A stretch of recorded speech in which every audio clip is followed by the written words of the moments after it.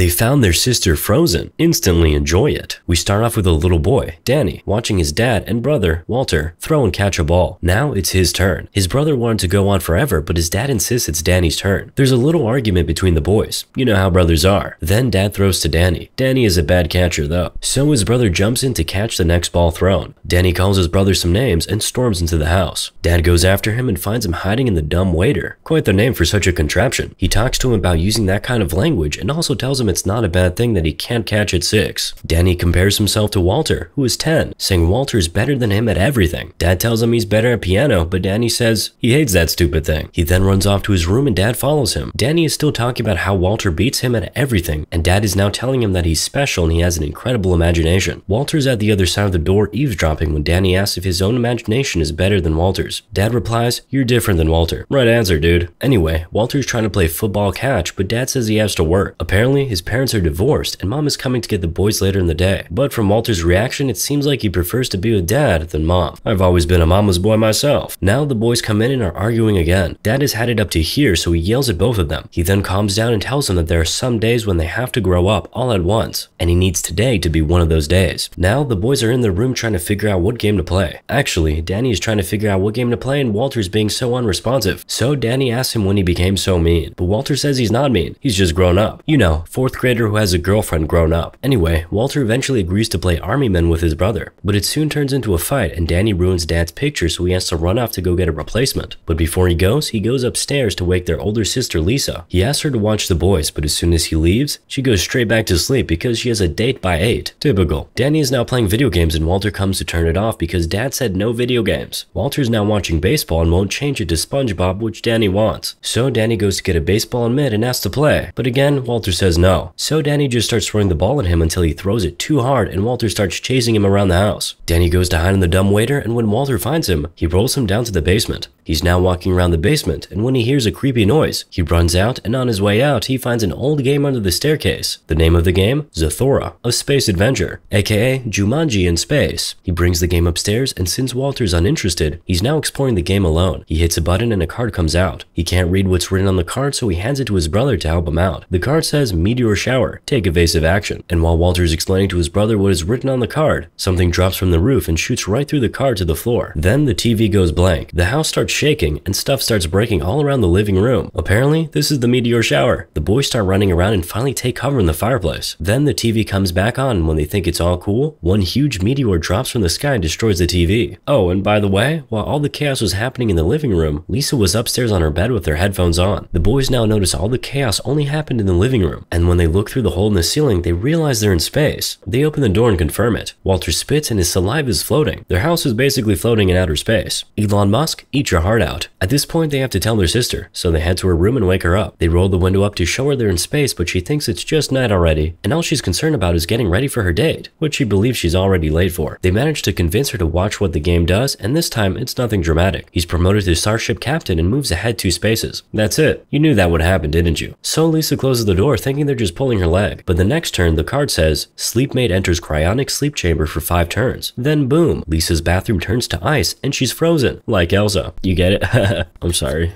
Walter goes to bring fire to melt her, but Danny suggests it might be time to read the instructions. This is for all you who don't read terms and conditions first. Anyway, the instructions say once they embark on the journey, there's no turning back until Zathura is reached. So they get back to playing. It's Walter's turn now. His card says his robot is defective. Next, we see the silhouette of a huge robot approaching them, but only a little robot appears saying emergency. Funny, right? But not so funny when the little robot starts growing. It's now almost as tall as the house. It looks at Walter and says, "Alien life form, must destroy," and then runs straight towards the boys, but they jump out of the way at the last second and it runs into the wall. It turns towards Walter and says, "Alien life form, must destroy," again, and Walter tells Danny to go take his turn. He's too scared to do anything though, as the robot chases Walter around the house. It goes out the window, comes back into the house, and crashes into a wall, but it doesn't stop this robot. It's so relentless. It still has its sights set on the little boy. How about you pick on a robot your own size? Like the new robot that Elon just announced. Anyway, Danny finally takes his turn and everything in the house starts moving sideways, including their frozen sister. The card says something about entering the gravity field. Their house is now in free fall, but thankfully, that throws the robot downstairs just before it could get Walter. By the time everything normalizes, Lisa has now rolled downstairs all the way from her bathroom. Walter risks his life and goes downstairs to get his shoe from the robot. And honestly, I can't blame him. Those are Nikes. The boys now take their sister back up to where she was, and Walter gets back to the game where he's now promoted to Fleet Admiral and moves up 4 spaces. Danny, on the other hand, is no longer interested in playing. He goes to the kitchen to make himself mac and cheese because he's hungry. And there in the kitchen, the boys get into another argument. But this one is not as bad as the other ones. The boys actually come to an understanding. Danny says he wants Walter to not be mean to him, not ignore him, and treat him like a brother. And Walter says cool, so Danny agrees to play. Now the card says they're visited by Zorgons, and then they hear a deafening noise and see something moving outside the house. It stops in front of the kitchen and starts shooting into the house. It's now following the boys everywhere, even into the fireplace that was once their fortress. In the midst of the chaos, Walter takes his turn and the card says reprogram, but they don't know what that means. Walter even tries to show the card to the Zorgon, like it'll read it and obey, but it still shoots at him. Surprise! Anyway, Danny takes his turn and the card tells him to rescue a stranded astronaut. They first go to hide, but then they hear the bell ring. Of course, they don't open, so the astronaut just breaks in. But he's cool. He doesn't attack them or anything. In fact, he gives Walter a little lesson to not be quick to sell out his brother because he's all he's got. We'll understand this better later. Anyway, he's now helping the boys with their Zorgon problem. His big idea? To hide the house. The entire house, bro? I want to see how you're gonna do that. He gives the boys some instructions, basically to turn off electrical appliances and put out all the fires. Well, it works. As soon as the entire house goes dark, the Zorgons stop attacking. The astronaut then sets Dad's nap couch on fire and pushes it out into space. The Zorgons follow the heat and go away. Apparently, Zorgons are heat seekers and they fly around looking for anything they can burn up so that attracts them. After the Zorgon problem is solved, the astronaut raids the fridge because he had been eating paste out of a tube for 15 years. Walter doesn't like that he's eating all their food, so he confronts him. He stands on his authority as Fleet Admiral and asks him to leave his house. But of course, that doesn't work. It's just a card. Oh, and by the way, the astronaut is a Fleet Admiral too. Note this. I wonder what it all means. Anyway, astronaut guy says since it was Danny who spun him, only Danny can ask him to leave, but Danny doesn't really want him to leave because he has been helpful, so he asks him to stay, in spite of the stare down he was receiving from his brother. He apologizes to Walter, though, but he shut him up. They get back to the game and Walter notices something is wrong. He says he was ahead of Danny before, but now Danny is ahead, so he immediately accuses his brother of cheating. Then they start shouting at each other. To solve the whole thing, Walter moves Danny's piece backward and then takes his turn, but the card that comes out says, caught cheating, automatic rejection. Then boom, something sucks Walter up into space and he nearly goes out through the hole in the roof, but he manages to hold on until he couldn't last any longer. But the astronaut, whom he never wanted to stay, ended up being the person who went into space to rescue him. Walter's back in the living room now and is blaming his younger brother for everything. Danny keeps apologizing, but Walter seems uninterested in his apology. Anyway, Danny goes his turn and the card says, goes loose map of galaxy, go back 2 spaces. His piece goes back 2 spaces, but more importantly, 5 turns have gone. So Lisa unfreezes in the bathroom and is now looking very suspicious. Unsurprisingly, she's cold as hell, so she goes to turn up the heat. The fire is up again, and you know what that means, don't you? The Zorgons will be back soon. Anyway, she goes back into the shower and blasts her music. Obviously, she has no idea what happened to her over the last few minutes. The boys get back to the game. Walter rolls a 9 and gets a gold card which says, shooting star, make a wish as it passes. He's really excited about his card, but instead of focusing on his excitement, he decides to pick on his brother for the umpteenth time. Boy, how about you give the little boy a break? He's blaming him for everything now, even their parents' divorce. That's so mean. And Danny reacts by picking the game up, tossing it, and running off. As he runs off, the shooting star appears. And guess what Walter's wish is? No, it's not what you're thinking. He didn't wish his brother never existed. He's not a monster. He wishes for something a lot sillier. A signed football. Well, better silly than his brother not existing, to be fair. But why in outer space did this lad not just wish for the game to just be over? Why did he not wish for them to be back to their normal lives? These are the questions Danny is now asking him, and his reply is that he was under a lot of pressure from the astronaut yelling at him. Well, I thought you were a tough guy. You couldn't withstand some yelling? Your girlfriend won't be very proud of you. Anyway, astronaut guy is now telling the boys his own story. Apparently, 15 years ago, he was just like them, playing the same game with his own brother, whom he used to fight with a lot, and their fighting only got worse as the game progressed. He's telling them now that while he was playing, he got the wish card that Walter just got, and his wish was what you thought Walter was going to wish. He wished that his brother had never been born, so he was stuck there in the game because the game would not allow him to spin again, as it was not his turn. And since his brother didn't exist anymore, it could never be his turn again. He ends with a lesson to Walter. There are some games you cannot play alone. The story seems to have worked. The boys agree to work together and finish off the game, but just before they get back to the game, they hear a loud bang. Zorgons are back. They don't come for them this time though. They take the game and leave. Their only way back home is gone. So they try to burn some wood in order to generate some heat to get the Zorgons to come back. While they're doing that, Lisa comes downstairs and puts out the fire. She still doesn't know they're in a game and in space. Anyway, the heat they generated was enough to bring the Zorgons back, and while the boys patiently wait for them to approach, Lisa is freaking out. She runs downstairs trying to find hiding, but she sees the robot and runs back up. On her way, she meets the astronaut who tries to comfort her, and it seems like she's found love in his eyes. You're finding love in the midst of all this chaos? I guess Rihanna would be proud because she found love in a hopeless place. Anyway, they head back upstairs as the Zorgons are absolutely wrecking the entire house. They land on the house and the astronaut tries to get into their ship to get the game while the kids hide in the laundry room. He keeps in touch with the walkie-talkie from Army Men. Oh, by the way, I'm correct. Lisa is in love with him. She's talking about his eyes, how safe she feels around him, and all that girl talk. Ma'am, we're in space. Can you please focus? Anyway, the astronaut comes back without the game, and then Danny comes up with a brilliant idea. He says the astronaut can use the dumb waiter. Once he grabs the game, they'll quickly pull him back up. But here's the thing, astronaut guy and everyone else is too big for the dumb waiter, so Danny has to go. But before he agrees to go, he asks, do we really need the game? And I could really relate to him in that moment, because that's the exact same question I would ask if I were in his shoes. Anyway, just before he's lowered down, him and his brother have a really cute moment. Walter tells him he'll never let anything happen to him. Danny apologizes for cheating. They're cool now. While they're lowering Danny and the dumb waiter, a Zorgon appears in the distance, so they stop lowering, and don't answer when he asks why via the walkie-talkie, because they were trying to stay as quiet as possible. So Danny, who doesn't know what is going on, shakes the dumb waiter and something disconnects. Now he's in free fall. They try to save him by holding onto the ropes, and the noise brings the Zorgons back. Meanwhile, Danny is now close enough to the basement. He sees the box, so he just jumps down and picks it, but it's just the box. The game itself is on the Zorgon ship, and Danny goes to get it even though the astronaut warns him not to. This boy is so brave. He really is in the Zorgon's territory right now. He escapes a Zorgon which was out for him, passes through some alien-looking goats with 4 eyes, and rescues the game. Meanwhile, he has now lost the walkie-talkie, so he can't even communicate with the people in the house anymore. The last thing that was heard before one of the Zorgons smashed the walkie-talkie was the astronaut telling him to stay put and not come up yet. But Danny didn't hear that, so once he got the game, he went straight to the dumb waiter and started shaking it for them to pull him up. His Zorgon notices the movement and immediately cuts the rope, and the dumb waiter lands on the ground. Meanwhile, on his back, Danny stepped on some slimy stuff, so he basically left a trail which his Zorgon is now following. That Zorgon roars, as if to call other Zorgons, and they're all now on Danny's tail. Just before they get to him, Walter comes and pulls him in, but they're met with more Zorgons up the stairs. But as they're still standing there, the robot comes back out and grabs Walter by the neck, and now his reprogram card works. The robot reprograms and goes straight for the Zorgons. Oh, these Zorgons can run away? Interesting to see. Anyway, the robot is a man on a mission. He keeps saying alien life form must destroy, so he makes sure to destroy the Zorgons, but there's one left in the house, one that nearly claps the boys, but the big sister comes to the rescue. They get back to the game now. Danny spins and gets a 9. The card says flunk Space Academy, go back 1 space. Walter quickly spins right after. He gets a 3 and his card says hit time warp, go back 3 spaces, repeat last turn. So he gets another wishing card. His chance is here. The shooting star comes around. He stands, faces the star, closes his eyes, and wishes the astronaut had his brother back. And you won't believe what appeared. Danny. You get what that means, right? Walter actually wished his brother away 15 years ago and grew up to be the astronaut. But my question now is, if his brother was Danny all along, how come he hasn't said anything this entire time? Like they're really wearing the exact same clothes? You could have just said something, bro. Anyway, the two Dannys touch and pretty much merge into each other. And Big Walter goes to Little Walter and says thank you. He also tells him to make sure Danny gets home safe. After that, he puts his hand on Little Walter, changes into Little Walter, and then they merge. It was at that moment that Lisa realized that she had been crushing on her own younger brother all along. Gross. But you can't exactly blame her, can you? Anyway, there are now Zorgon ships all around their house shooting everywhere, so they get back to the game and try to get a 10. Apparently, they need a 10 to win, but Danny only gets a 1. I suck, he says. But the card thinks otherwise, kid. The card says, would you like to swing on a star? Move ahead 9 spaces. You know what that means, right? In case you always missed math class, 1 + 9 is 10. So they actually get the 10 they need and beat the game. But the next few seconds don't feel like winning. They feel like the apocalypse. As a matter of fact, everything is burning. A ball in the game starts spinning really quickly, then it stops. A card comes out which says game over, thank you for playing. Okay. While they're wondering why they aren't home yet, something rips out the wall and sucks Lisa into a black hole. The boys are holding on for dear life while literally everything is being sucked into the black hole. Their pieces on the board are still moving, and then Walter is also sucked into the hole. Danny closes his eyes and lets out the loudest scream his tiny vocal cords can muster, and boom! He opens his eyes and finds himself at home in front of the game with Walter still watching sports. And would you believe it? This little boy's hand was on the button. Walter tells him not to push it. I can't believe he even needed someone to tell him not to push the button after all that. They go and check everything and it's all back to normal. Now the boys are best of friends. Their dad gets back and they tell him all about it, but he's hardly even listening. Relatable. He just seems happy that his boys are finally getting along. Now the boys are outside playing catch when their mom comes to pick them up. Their sister joins them and they all promise to never speak on this again. Just before the screen goes black, a bicycle falls from the sky. Don't ask me what that means, I don't know. Moral of the story? Jumanji.